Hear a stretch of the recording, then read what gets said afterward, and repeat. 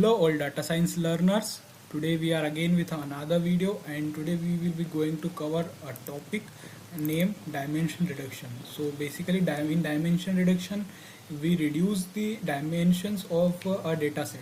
Uh, so why need we need to do dimension reduction, how to do it, and how to perform principal component analysis. So all this we will be covering in this video. So let's move to VS Code.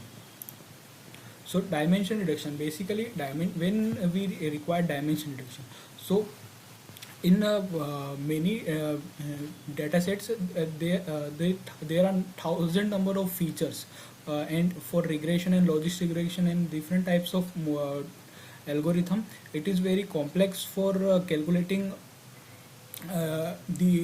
calculating on the basis of different features. So in dimension reduction we reduce the unwanted features on the basis of multicollinearity, or we converge or make a single feature based on some different features.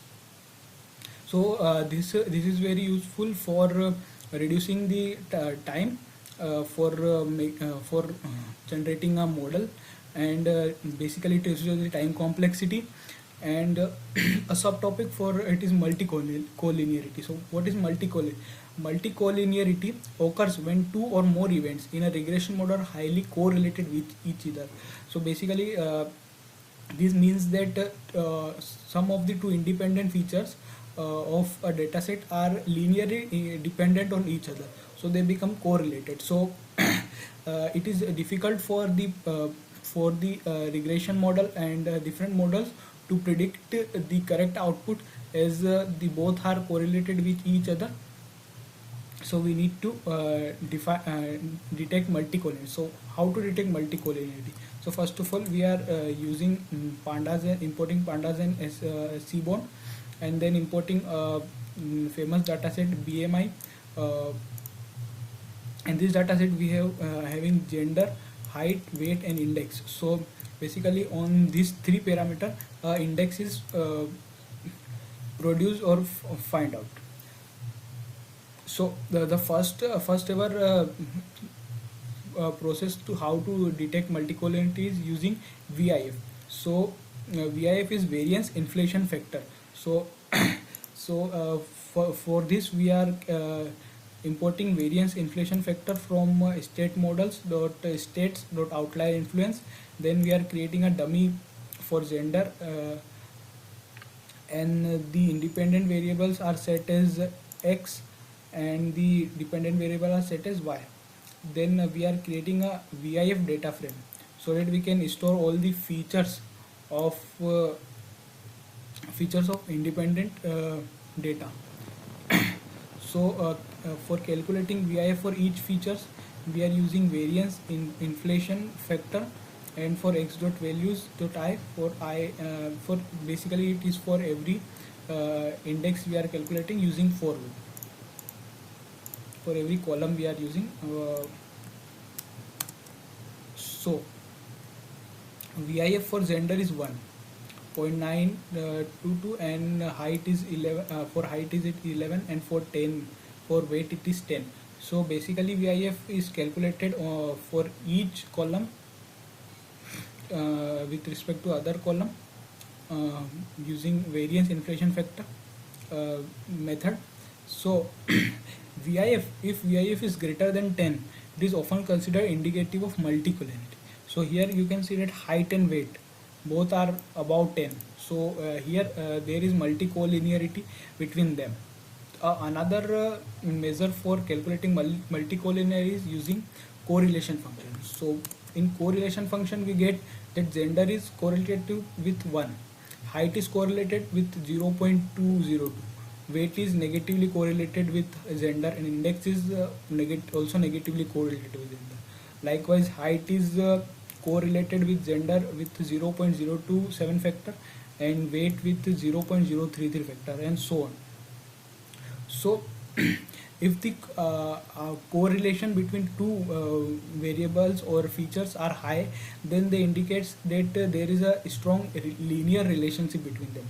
Suppose here you can take height and gender. So 0.2, it is basically small, but the uh, correlations greater than 1 is considered to be linear relations. So let's also a heat map is used for visualizing this. So height is related to gender 0.0227, weight is related to gender with negatively related, and index is related with height is in negative. So this is all likewise. So in this we can say that the weight and index are both are highly dependent, that is 0 0.8, and weight and index is also highly dependent. It is colorized for better visualization also. So this was how we can detect multicollinearity between them. Now how to resolve it? So for this we use principal component analysis.